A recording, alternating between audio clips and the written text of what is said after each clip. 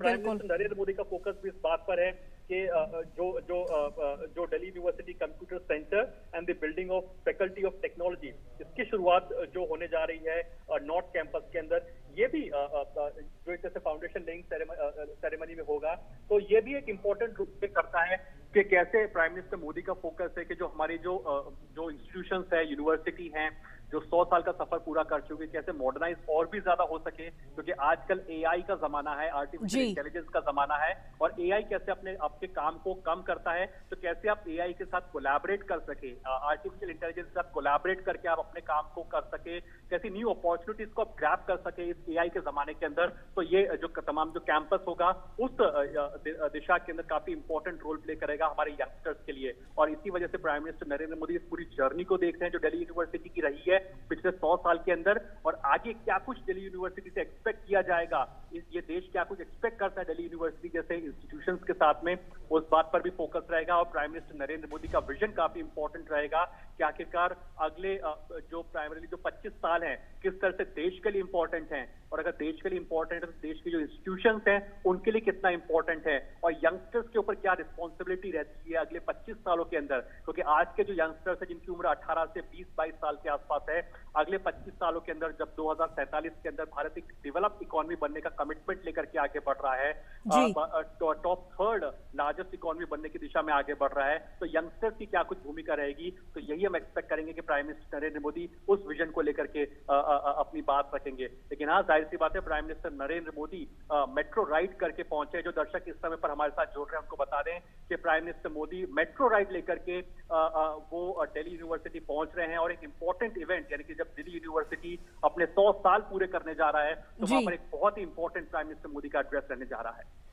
बिल्कुल अरुण, और जिस तरीके से तस्वीरें भी हम देख पा रहे हैं, कहीं ना कहीं यूथ की भूमिका क्या है ये प्रधानमंत्री नरेंद्र मोदी बहुत बखूबी जानते हैं कि आगे यूथ कहीं ना कहीं भविष्य है, और यूथ को संवारना कितना ज़्यादा ज़रूरी है उसकी पढ़ाई को लेकर के। और शायद यही वजह है कि प्रधानमंत्री कौशल विकास योजना के तहत 1.34 करोड़ युवाओं को प्रशिक्षित भी किया गया, यानी कि जो युवा पैसे से थोड़ा आर्थिक रूप से कमजोर थे उनको किस तरीके से सरकार मदद कर रही है आगे बढ़ने के लिए। बिल्कुल, ये बहुत इंपॉर्टेंट इनिशिएटिव रहा है सरकार का, जिसमें स्किल प्रोवाइड की गई है। आप इसको इस तरह से समझिए कि कोरिया जैसा देश है, आबादी बहुत ज्यादा नहीं है, लेकिन वहां भी 67 से 70% के आसपास जो यंगस्टर्स है वो स्किल्ड है। यूके की बात कर लीजिए, आबादी बहुत ज्यादा उस देश में नहीं है, लेकिन उसके बावजूद भी 70 से 80% लोग वहां पर स्किल्ड हैं। लेकिन भारत जैसे अर्थव्यवस्था की बात करें जहां पर 130 करोड़ की बड़ी आबादी है, वहां पर एक स्किल को कैसे वैल्यू एडिशन किया जा सके इस बात पर फोकस किया जा रहा है। सरकार ने स्किल इंडिया में बेहतर काम ये किया है कि अपने इनिशिएटिव को जो कॉर्पोरेट सेक्टर है उसके साथ में अलाइन किया है, यानी कि जो कॉर्पोरेट सेक्टर की रिक्वायरमेंट होती है, मान लीजिए ऑटोमोबाइल क्षेत्र का कोई कॉर्पोरेट जाइंट है, उसे स्किल्ड मैन पावर की जरूरत है जो कि इंजीनियरिंग लेवल पर हो, मैकेनिकल लेवल पर हो, तो जाहिर सी बात है ये जो इंस्टीट्यूशंस होते हैं जो आईटीआई की तरह होते हैं, जो स्किल इंडिया में जिन बच्चों को ट्रेन किया जाता है, तो कॉर्पोरेट सेक्टर के साथ अलाइन करके स्किल को मुहैया करा जा रहा है। इसका फायदा ये होता है कि प्रैक्टिकल हैंड्स ऑन एक्सपीरियंस मिलता है यंगस्टर्स को, कॉर्पोरेट सेक्टर में एक्सपीरियंस मिलता है काम करने का।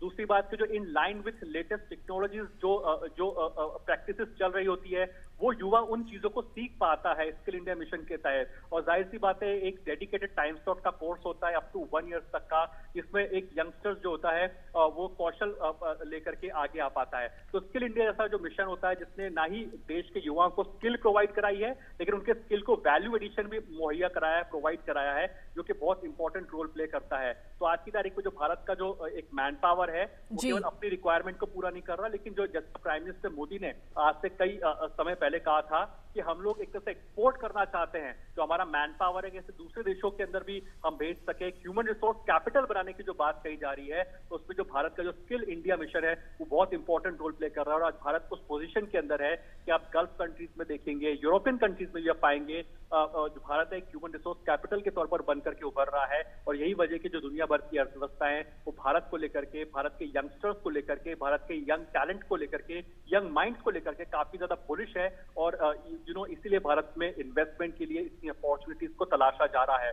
फॉक्सकॉन जैसी कंपनी जो कि सेमीकंडक्टर बना रही है वो भारत में आने के लिए आतुर है। एप्पल जैसी कंपनी है जो कि भारत में अपनी कैपेसिटीज को बढ़ा रही है। सैमसंग जैसी कंपनी जो कोरियन कंपनी है वो अपनी कैपेसिटीज को एनहांस कर रही है। तो इस बात को दर्शाता है कि कैसी जो मल्टीनेशनल कंपनीज है भारत में अपनी कैपेसिटीज को एनहांस कर रही है, क्योंकि भारत नंबर 1 एक बहुत ही value added human resource provide कर रहा है, एक बहुत ही लिटरेट या फिर एजुकेटेड आपको मैन पावर मुहैया करा रहा है, और नंबर 3 बहुत इकोनॉमिक मैन पावर आपको मुहैया करा रहा है। और यही वजह है कि जो दुनिया भर की कॉन्ग्लोमरेट्स है, टॉप जायंट्स है कॉर्पोरेट सेक्टर के, वो भारत में अपनी कैपेसिटीज को एनहांस कर रहे हैं। जी, अगर देखा जाए तो 2014 के बाद से हर साल एक नया आईआईटी और एक नया आईआईएम भारत के अंदर खोला गया है, जिससे कहीं ना कहीं स्किल डेवलपमेंट भी होगा। और हाल ही में आईआईटी ने विश्व स्तर पर अपनी पहचान भी बनाई है, टॉप के यूनिवर्सिटीज में आईआईटी शामिल हुआ। बिल्कुल, आईआईटी, आईआईएम, ट्रिपल आईआईटीज, ये भारत के लिए बहुत शान की बात है कि केवल भारत से ही नहीं, दूसरे देशों से भी जो लोग होते हैं वो इन इंस्टीट्यूशंस में पढ़ने के लिए आ रहे हैं। डीयू जैसे संस्थान के अंदर भी आप पाएंगे जो भाई नेबरिंग कंट्रीज है, वहां से जो लोग हैं वो भारत में पढ़ने के लिए आ रहे हैं, अपने आप को एनरोल कराते हैं। तो ये दिखाता है कि भारत का एजुकेशन सिस्टम किस लिहाज से बेहतर हुआ है। लोग एनरोल कराते हैं, यहाँ पर पढ़ने के लिए आते हैं, और इंस्टीट्यूशंस की जो संख्या है उसको केवल बड़े शहरों में ना रख करके उनको अब छोटे शहरों में टियर 1, टियर 2 टाउन्स में लेकर के जाया जा रहा है, जिससे कि जो यंग टैलेंट है उनको अपने घर के आसपास ही एजुकेशन के बेहतर मौके मिल सके। जो तमाम स्टेट गवर्नमेंट है, सेंटर है, कोऑर्डिनेशन के साथ में एक कोऑपरेटिव फेडरलिज्म की फीलिंग के साथ में आगे बढ़ रहा है, जिससे कि एजुकेशन को एक तरह से इंक्लूसिव बनाया जा सके, टियर 2, टियर 3 टाउन्स तक लेकर के जाया जा सके। और इन्हीं सब बातों के ऊपर फोकस रखा जा रहा है। तो हम जानते हैं कि आईआईटी, आईआईएम, ट्रिपल आईआईएम और इतना ही नहीं, जो हेल्थ इंस्टीट्यूशंस हैं वो भी टियर 2, टियर 3 टाउन्स पे जाते हुए दिखाई दे रहे हैं। तो अगर आप इसको क्यूमुलेटिवली क्लब करके करने की कोशिश करेंगे तो इस बात को पाएंगे कि पिछले 8-9 साल के अंदर सरकार का focus number 1 ease of living को मुहैया कराने में रहा है, नंबर 2 यंगस्टर्स के लिए बेहतर इकोसिस्टम को डिजाइन किया गया, बनाया गया है, नंबर 3 सरकार की तमाम पॉलिसीज की जो केंद्र के अंदर यानी बिल्कुल हार्ट के अंदर देखेंगे पाएंगे सेंटर के अंदर महिलाओं को और किसानों को और गरीब वर्ग को रखा गया है। तो ये तमाम चीजें जब कनेक्ट करती है तो जाहिर सी बात है कि पब्लिक से या जनता से कनेक्ट करते हैं। और वही चीज हमने देखा, जो दर्शक इस समय पर हमारे साथ जुड़ रहे हैं उनको वापस से बता दें एक बार कि prime minister Narendra Modi normal motorcade के साथ ट्रैवल करके नहीं गए हैं दिल्ली यूनिवर्सिटी के अंदर, वो मेट्रो राइड लेते हैं ताकि जो आम जनमानस है उनको दिक्कतों का सामना ना करना पड़े। और मेट्रो राइड लेकर के प्राइम मिनिस्टर नरेंद्र मोदी जब डीयू तक पहुंचते हैं तो आम जनमानस भी उनके पास आता है, बात करता है, कनेक्ट करता है। और एक प्रधानमंत्री मोदी भी एक प्रधान सेवक के तौर पर डीयू तक पहुंच रहे हैं और अब से कुछ ही देर के अंदर उनका एड्रेस होगा। प्राइम मिनिस्टर नरेंद्र मोदी हमने देखा भी कुछ देर पहले कि कैसे एग्जीबिशन उन्होंने विजिट किया है, जिसमें पूरी जर्नी दिखाई गई है डीयू या दिल्ली यूनिवर्सिटीज की, क्या कुछ बड़े इनिशिएटिव्स रहे हैं, क्या कुछ अवार्ड्स या क्या कुछ ख्याति जो डीयू को मिली है वो प्राइम मिनिस्टर मोदी को के सामने इस एग्जीबिशन में रखा गया है, जो अपने आप में दर्शाती है कि भारत के पास डीयू जैसे संस्थान है या यूनिवर्सिटीज है या इंस्टीट्यूशंस हैं जो कि एक बहुत इंपॉर्टेंट या सिग्निफिकेंट रोल प्ले करेंगे जब भारत 2047 तक जाते हुए जब डेवलप इकोनॉमी बनने की बात कर रहा है, तो एक इंपॉर्टेंट रोल इनका भी रहेगा। जी, अगर राष्ट्रीय शिक्षा नीति की बात करें तो इसमें भी हाल ही में बदलाव किया गया, लेकिन ये बदलाव 4 दशकों के बाद हुआ। तो ये भी कहीं ना कहीं, हालांकि जब इसमें बदलाव किया गया था तो तमाम सवाल भी उठाए गए थे, लेकिन आज की तारीख में अगर देखा जाए तो बहुत ही फायदेमंद ये बदलाव हुआ है जो राष्ट्रीय शिक्षा नीति 2020 आई थी। बिल्कुल, मल्टी डेकेड्स के बाद में एक जो न्यू एजुकेशन पॉलिसी को लाया गया, जरूरत इसलिए थी क्योंकि जो एजुकेशन सिस्टम था पुराने ढर्रे पर चल रहा था। एक ही विद्यार्थी को हम क्योंकि हमेशा इस सवाल को पूछा करते थे, जब मैं और आप पढ़ा करते थे तो हमारे पास एक ही लैंग्वेज का ऑप्शन होता कि हम एक ही लैंग्वेज में पढ़ें। लेकिन आज की जो न्यू एजुकेशन पॉलिसी वो बताती है, जो नए यंगस्टर्स को बताती है कि आप रीजनल लैंग्वेज या मदर टंग जो आपकी होती है, मातृभाषा होती है, उसमें आप पढ़ाई कर सकते हो। जो तमाम जहां भी एजुकेशन पॉलिसी को लागू किया गया है वहां पर इस चीज को पुश भी किया जा रहा है कि आप रीजनल लैंग्वेज या मदर टंग के अंदर पढ़ाइए, क्योंकि भाषा मायने नहीं रखती है, एजुकेशन एक्चुअली में मायने रखती है। दूसरा, एजुकेशन पॉलिसी फ्लेक्सिबिलिटी देती है। अगर आप रिकॉल करें कि जो 80s और 90s के बच्चे थे उनके पास में ये ऑप्शन नहीं था कि वो एक बार अगर साइंस स्ट्रीम ले ले तो उसके बाद कॉमर्स या आर्ट्स के दरवाजे खटखटा सकते हैं, या आर्ट्स एक बार ले ले उसके बाद कॉमर्स और साइंस के दरवाजे खटखटा सकते हैं। लेकिन आज की जो एजुकेशन पॉलिसी है वो आपको फ्लेक्सिबिलिटी देती है। आज आप कंप्यूटर साइंस के साथ में आप संस्कृत सब्जेक्ट को भी पढ़ सकते हैं। तो आपके पास मल्टीपल फ्लेक्सिबिलिटीज जो एजुकेशन पॉलिसी है मुहैया कराती है। अगर आज की तारीख में बच्चा पढ़ने के बीच में ब्रेक लेना चाहता है, अपने ड्रीम्स को परस्यू करना चाहता है, या सपोज स्पोर्ट्स के अंदर खेल रहा है तो उसमें करियर को परस्यू करना चाहता है, तो ब्रेक लेने के बाद में वापस आ सकता है। तो वहीं से उसके क्रेडिट स्कोर की शुरुआत होगी जहां से वो छोड़ के गया है, तो इससे उसकी पढ़ाई का नुकसान नहीं होता है। तो फ्लेक्सिबिलिटी जो इंपॉर्टेंट पॉइंट है वो एजुकेशन पॉलिसी मुहैया कराती है, और ये बहुत ही इंपॉर्टेंट रहता है। और यही वजह है कि जो छात्र है, स्टूडेंट्स है, उनके पास आज बहुत सारे विकल्प हैं। वो ह्यूमैनिटीज से लेकर के साइंस से कंप्यूटर साइंस तक जहां भी उसका दायरा है वहां पर वो जा सकता है और पढ़ सकता है और अपने ड्रीम्स को परस्यू कर सकता है। सबसे इंपॉर्टेंट पार्ट ये रहती है कि जो फॉरेन यूनिवर्सिटीज है उनके साथ बेस्ट प्रैक्टिसेस का आदान प्रदान करना आसान हो गया है, उनके लिए भारत में आना आसान हो गया है। और जाहिर सी बात है, जो बेस्ट प्रैक्टिसेस होती है, नॉलेज जो फॉरेन यूनिवर्सिटीज के पास होती है, उनके साथ को शेयरिंग करना और भी आसान हो गया, जिससे कि भारत को भी जो इंटरनेशनल स्टैंडर्ड्स की जो पढ़ाई है किस तरह से पढ़ाया जाता है वो मिल सके। और यही वजह के स्टूडेंट्स को आज की तारीख में जो one of the best practices होती है एजुकेशन प्रैक्टिसेस, वो मुहैया कराई जा रही है। और आज प्राइम मिनिस्टर नरेंद्र मोदी, जाहिर सी बात है, जब टीयू में होंगे तो इन तमाम विषयों के ऊपर उनका फोकस साफ तौर पर रहता हुआ दिखाई देगा। बिल्कुल, और जिस तरीके से तस्वीरें हम देख पा रहे हैं, इस वक्त प्रधानमंत्री प्रदर्शनी देख रहे हैं जो छात्रों की तरफ से लगाई गई है। अलग कॉलेज से ये छात्र वहां पर पहुंचे हैं और प्रदर्शनी लगा रहे हैं, उन प्रदर्शनी को देख रहे हैं। अरुण, अगर देखा जाए तो प्रधानमंत्री देश के छात्रों के लिए, यूथ के लिए कितने संजीदा हैं ये तो हमने देखा ही है, लेकिन साथ ही जब भारत के छात्र छात्राएं जब यूक्रेन में फंस गई थी उस युद्ध के दौरान, तब किस तरीके से प्रधानमंत्री ने रणनीति और कूटनीति से युद्ध प्रभावित क्षेत्र से हजारों छात्रों को सुरक्षित अपने भारत लेकर आए थे, वो भी हमने देखा है। बिल्कुल कृतिका, जब भी क्राइसिस सिचुएशन हुई है ग्लोबल प्लेटफॉर्म के ऊपर या किसी भी देश के अंदर, तो इंडिया एक तरह से फर्स्ट रिस्पॉन्डर के तौर पर रहता है जी। केवल अपने लिए नहीं, आपको ये भी याद होगा कि जब तुर्की के अंदर जब अर्थक्वेक आया था तो इंडिया एक फर्स्ट रिस्पॉन्डर के तौर पर आ गया है। ठीक है Arun.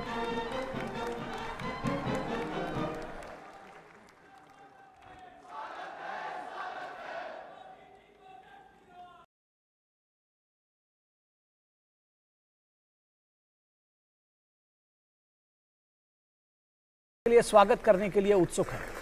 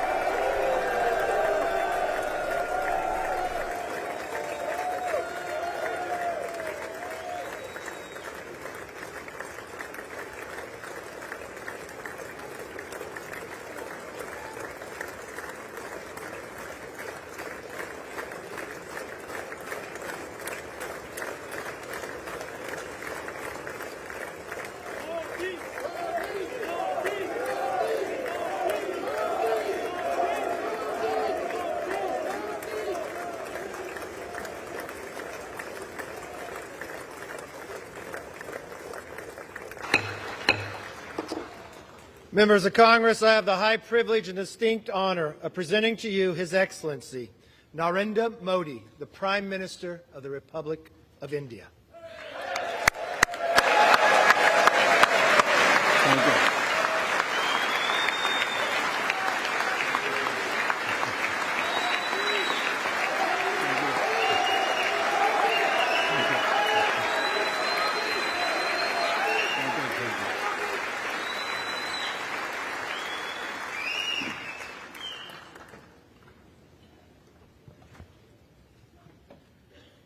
Mr. Speaker, Madam Vice President, distinguished members of the U.S. Congress, ladies and gentlemen, Namaskar.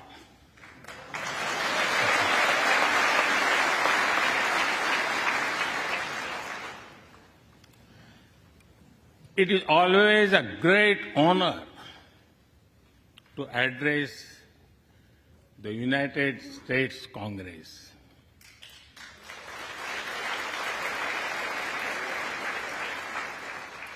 It is an exceptional privilege to do so twice.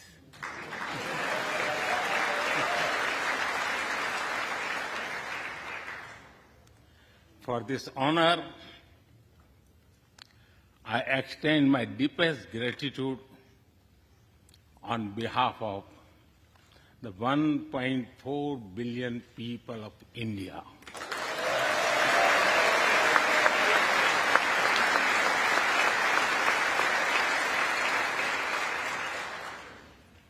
I see that nearly half of you were here in 2016.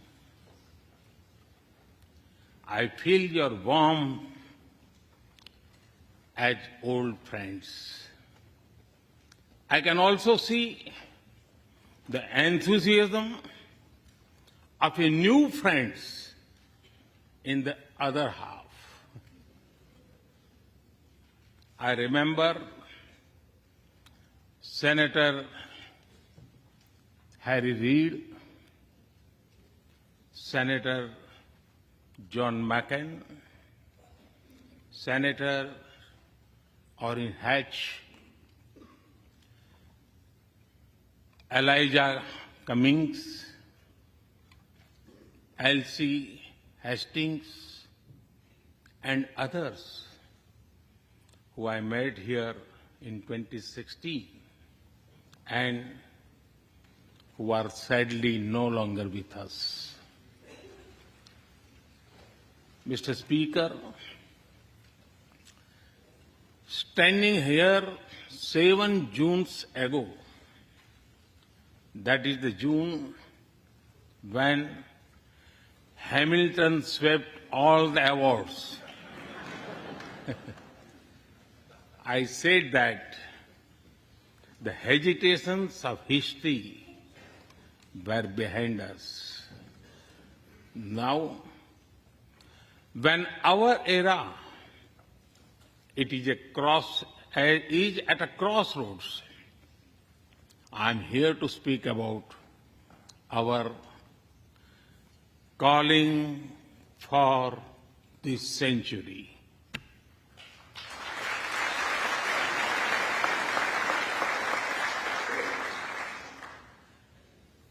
Through the long and widening road that we have traveled, we have made the test of friendship. A lot has changed since I came here 7 summers ago. But a lot has remained the same, like our commitment to deepen the friendship between India and the United States.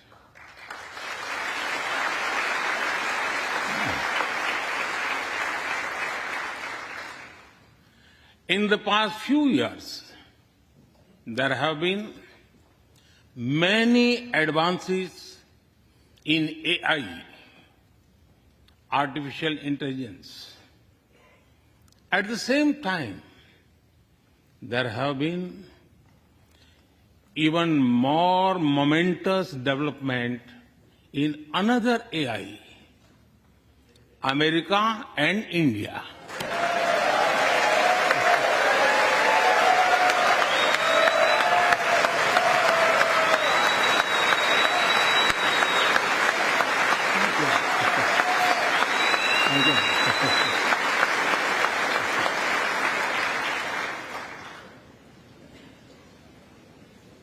Mr. Speaker and distinguished members, The beauty of democracy is the constant connect with the people, to listen to them and feel their pulse. And I know this takes a lot of time, energy, effort, and travel. It is a Thursday afternoon, a fly-out day for some of you. So I'm grateful for your time. I also know how busy you have been this last month. Being a citizen of a vibrant democracy, myself, I can admit one thing, Mr. Speaker, you have a tough job.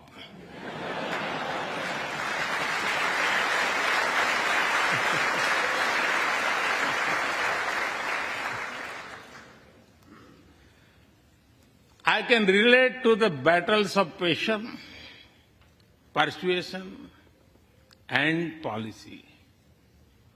I can understand the debate of ideas and ideology. But I am delighted to see you come together today to celebrate the bond between world's two great democracies, India and the United States. Thank you.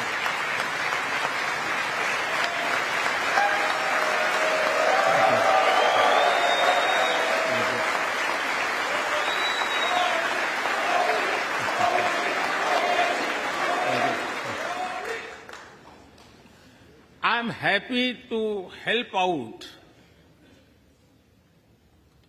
I'm happy to help out whenever you need a strong bipartisan consensus.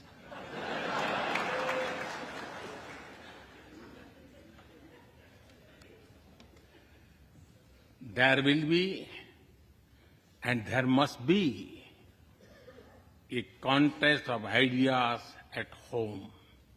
But we must also come together as one when we speak for our nation.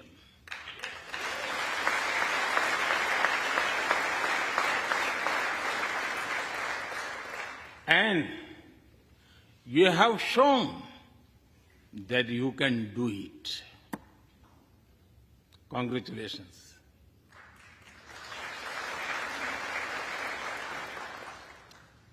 Mr. Speaker,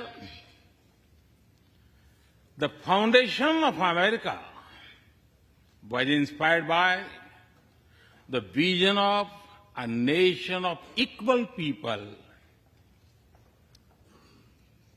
Throughout your history, you embraced people from around the world, and you have made them equal partners in the American dream.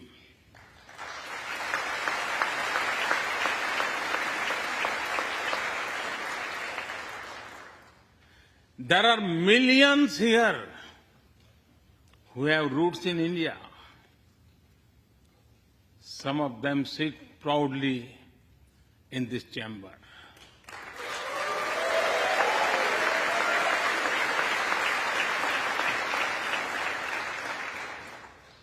And there is one behind me who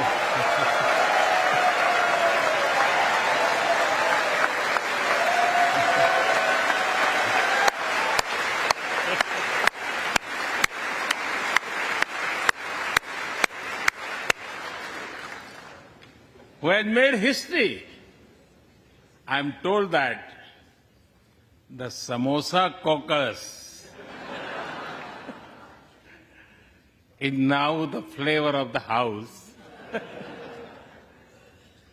I hope it grows and brings the full diversity of Indian cuisine here.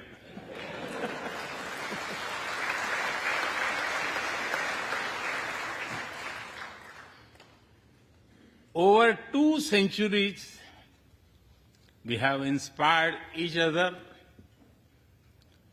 through the lives of great Americans and Indians. We pay tribute to Mahatma Gandhi and Martin Luther King Jr.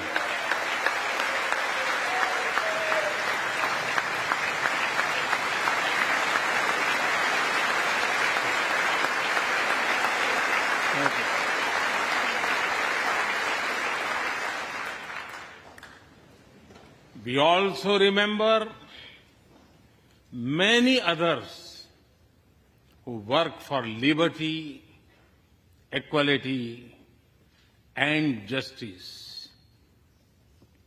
Today, I also wish to pay heartfelt tribute to one of them, Congressman John Lewis.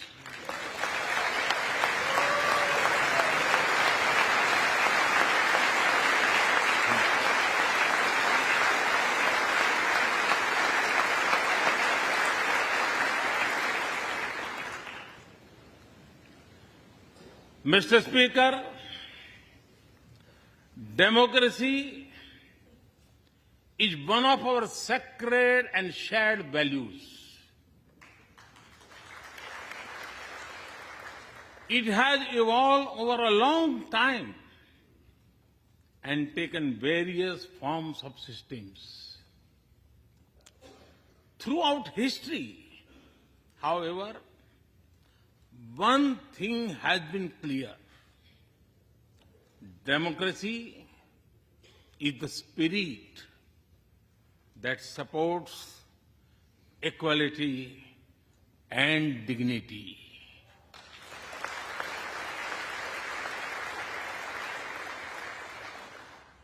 Democracy is the idea that welcomes debate and discourse. Democracy is the culture that gives wings to thought and expression. India is blessed to have such values from times immemorial. In the evolution of the democratic spirit, India is the mother of democracy.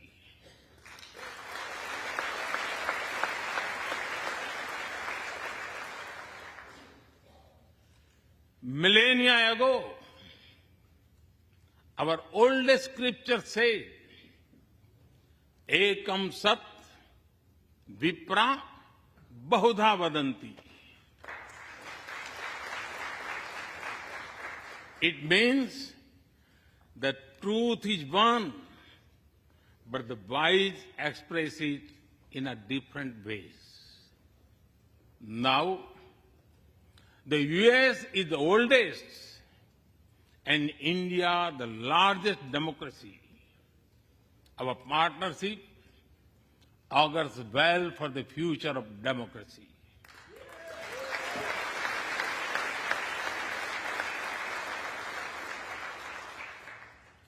Together, we shall give a better future to the world and a better world to the future.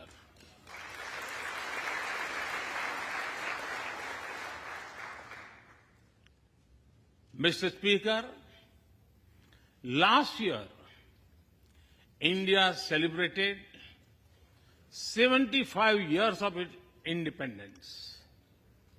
Every milestone is important, but this one was a special.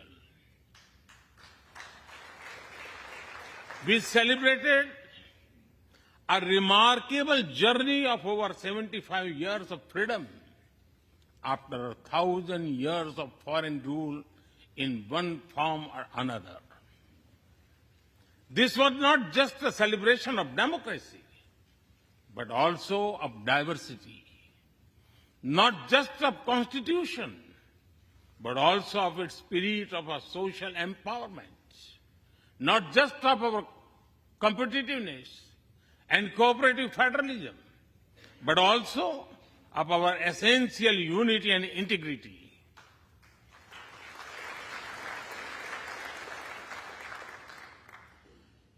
We have over 2,500 political parties.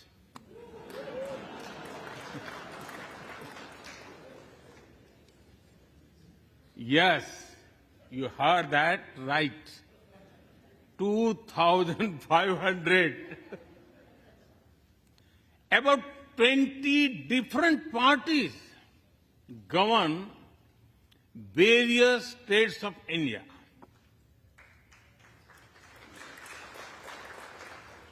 We have 22 official languages and thousands of dialects, and yet we speak in one voice.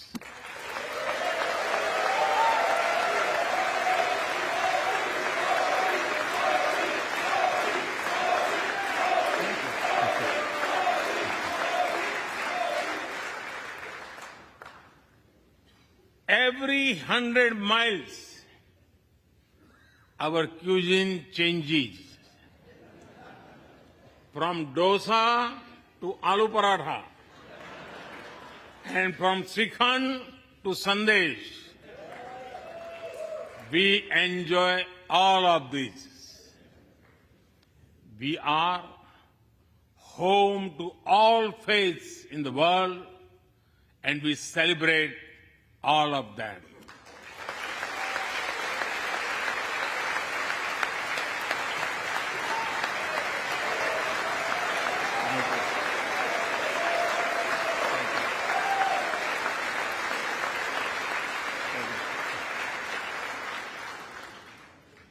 In India, diversity is a natural way of life. Today, the world wants to know more and more about India. I see that curiosity in this house too. We were honored to receive over 100 members of the U.S. Congress in India over the last decade.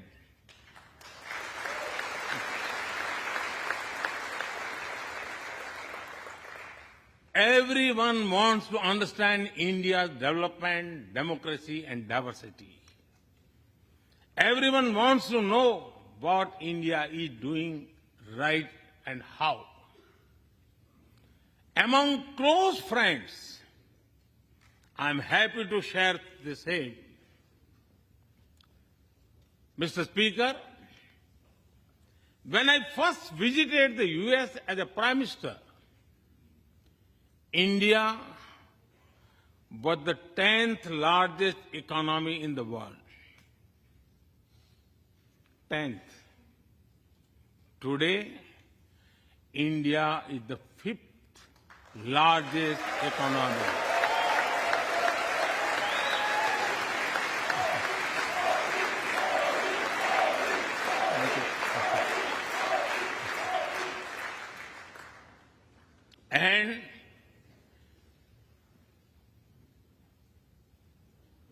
And India will be the 3rd largest economy soon.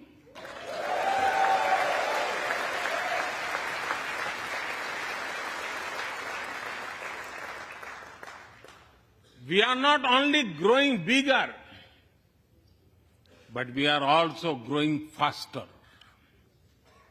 When India grows, the whole world grows.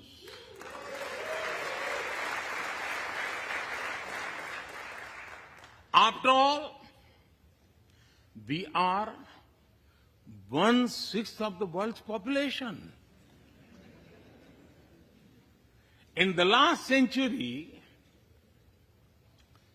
when India won its freedom, it inspired many other countries to free themselves from colonial rule.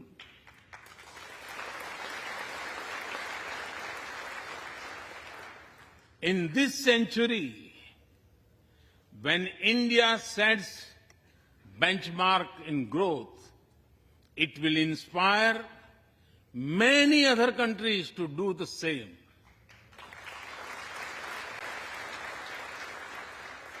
Our vision is सबका साथ, सबका विकास, सबका विश्वास, सबका प्रयास.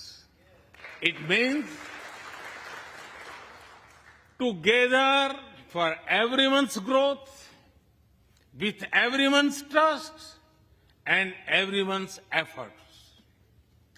Let me share with you how this vision is translating into action with speed and scale.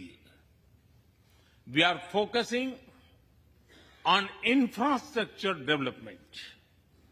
We have given nearly 40 million homes to provide shelter to over 150 million people.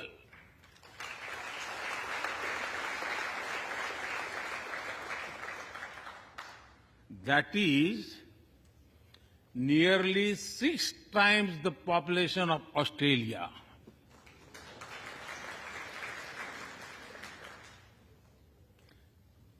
We run a national health insurance program that ensures free medical treatment for about 500 million people.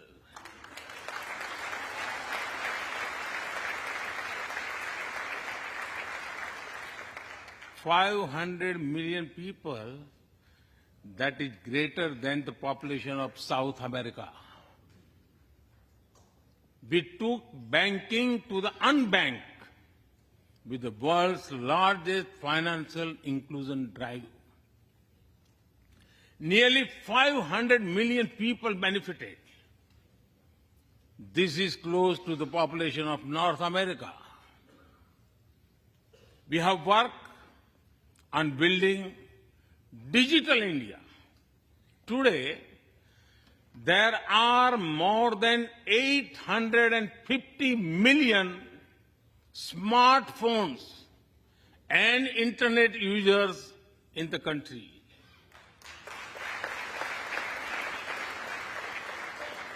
This is more than the population of Europe. We protected our people with 2.2 billion doses of made in India COVID vaccines.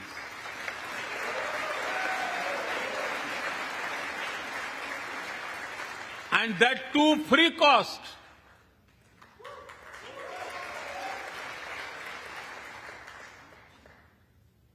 I may be running out of continent soon, so I will stop here.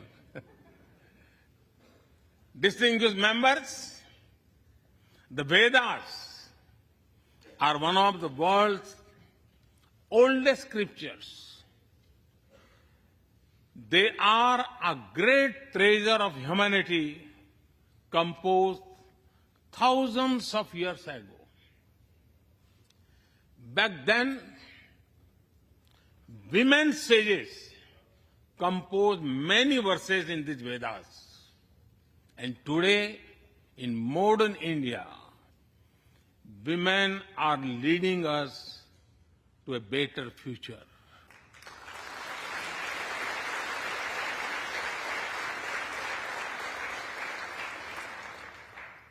India's vision is not just of development which benefits women. It is of women-led development where women lead the journey of progress.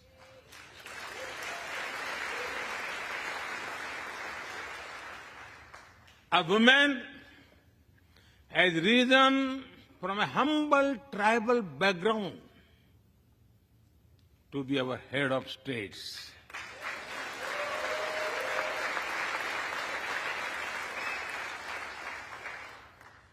nearly 1.5 million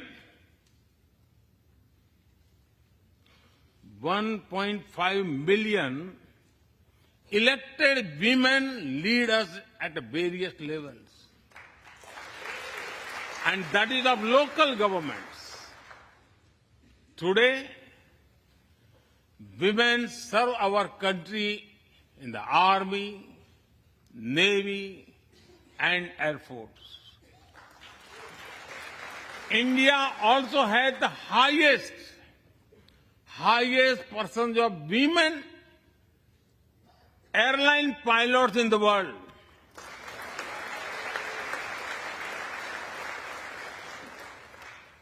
And they have also put us on Mars by leading our Mars mission.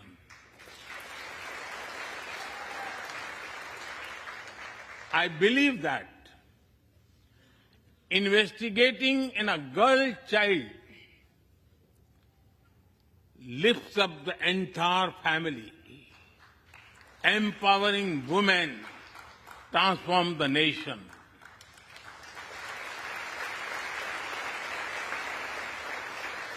Mr. Speaker, India is an ancient nation with a youthful population.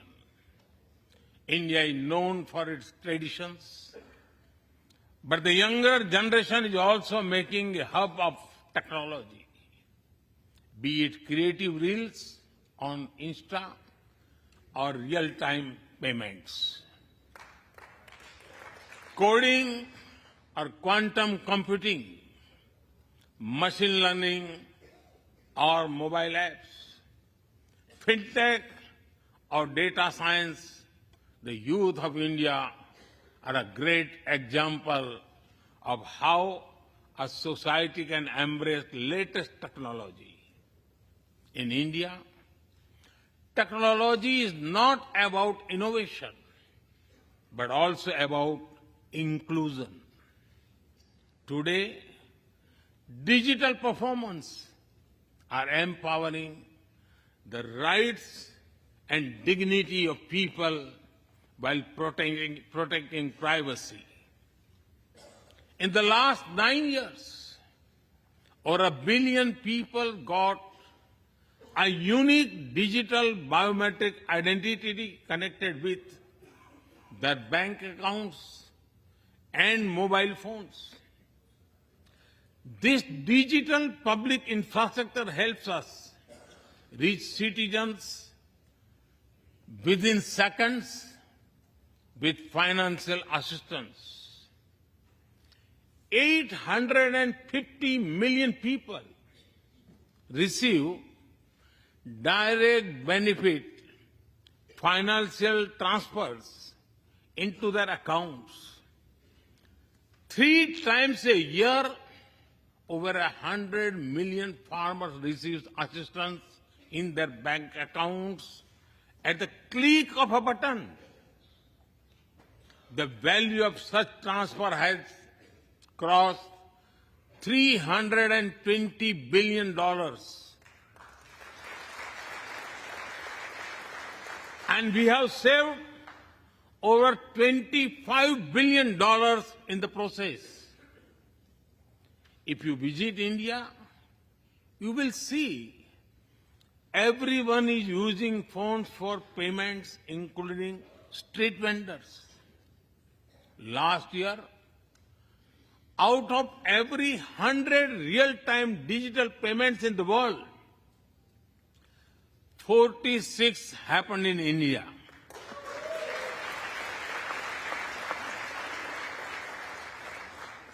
Nearly 400,000 miles of optical fiber cables and cheap data have ushered in a revolution of opportunities. Farmers check weather updates. The elderly get social security payments. Students access scholarships.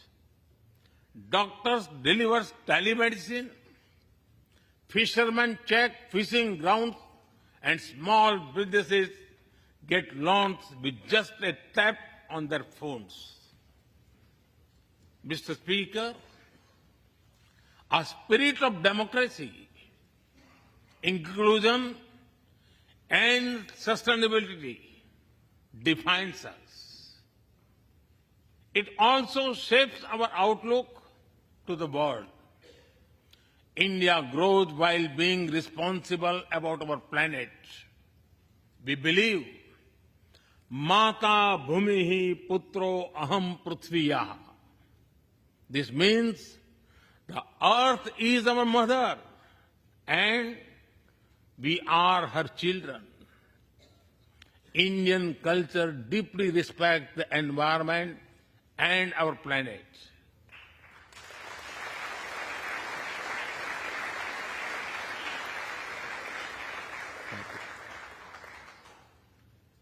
While becoming the fastest growing economy, we grew our solar capacity by 2,300%. Yes, you have heard right. 2,300%.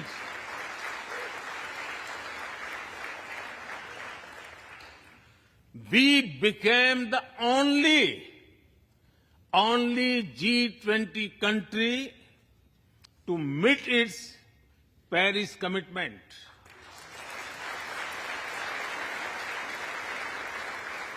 We made renewables account for over 40% of our energy sources, 9 years ahead of the target of 2030. But we did not stop there. At the Glasgow summit, I proposed Mission Life, lifestyle for environment. This is a way to make sustainability a true people's movement.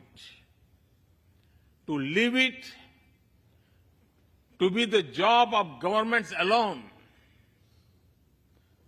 By being mindful in making choices, every individual can make a positive impact. Making sustainability a mass movement, we help the world reach the net zero target faster. Our vision is pro-planet progress. Our vision is pro-planet prosperity. Our vision is pro-planet people.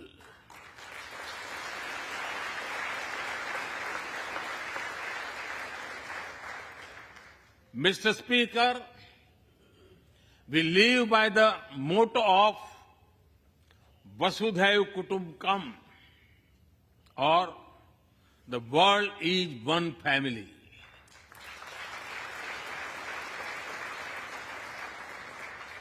Our engagement with the world is for everyone's benefit. The one sun, one world, one grid seek to join us. All is connecting the world with clean energy.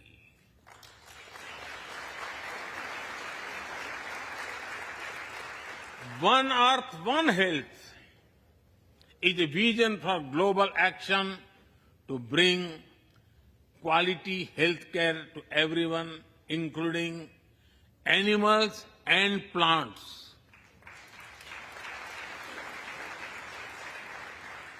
The same spirit is also seen in the theme when we chair the G20, One Earth, One Family, One Future. We advance the spirit of unity through yoga as well. Just yesterday, the whole world came together to celebrate the International Day of Yoga.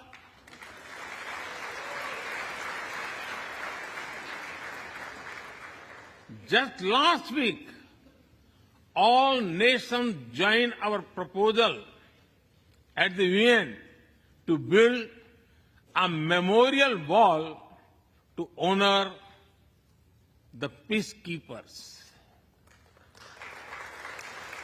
And this year, the whole world is celebrating the International Year of Millets to promote sustainable agriculture and nutrition alike. During COVID, we delivered vaccines and medicines to over 150 countries. We reach out to others, being disasters as first responders, as we do for our own. We share our modest resources with those who need them the most. We build capabilities, not dependencies.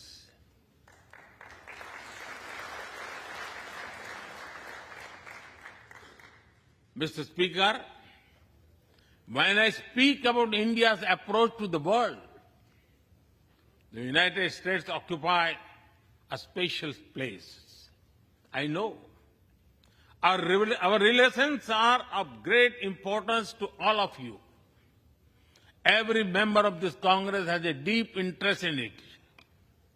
When defense and aerospace in India grow, industries in the state of Washington, Arizona, Georgia, Alabama, South Carolina, and Pennsylvania thrive.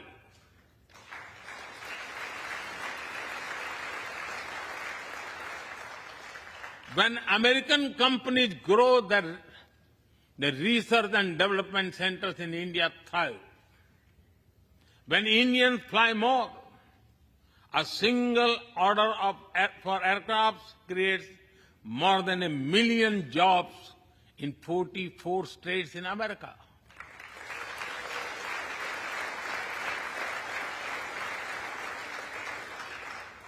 When an American phone makers invest in India, it creates an entire ecosystem of jobs and opportunities in both countries.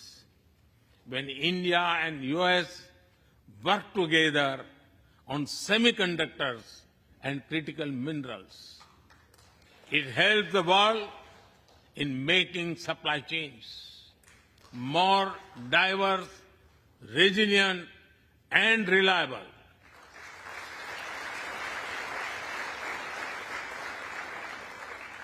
Indeed, Mr. Speaker, we were strangers in defense cooperation at the turn of the century. Now, the United States has become one of our most important defense partners.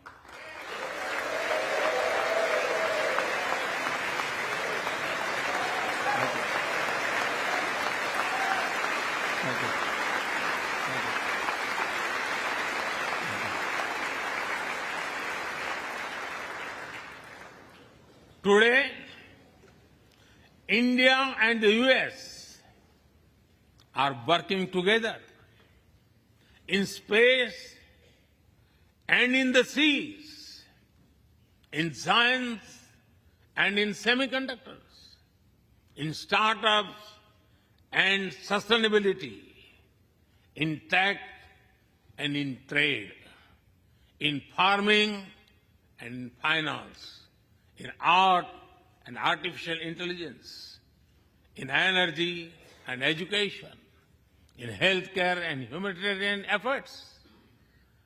I can go on and go on, but to sum up it, I would say the scope of our cooperation is endless. The potential of our synergies is limitless. and the chemistry in our relations is effortless.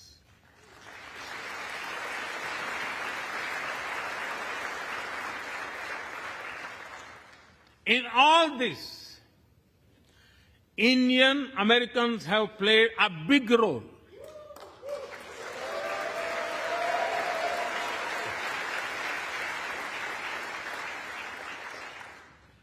They are brilliant in every field, not just in spelling bee.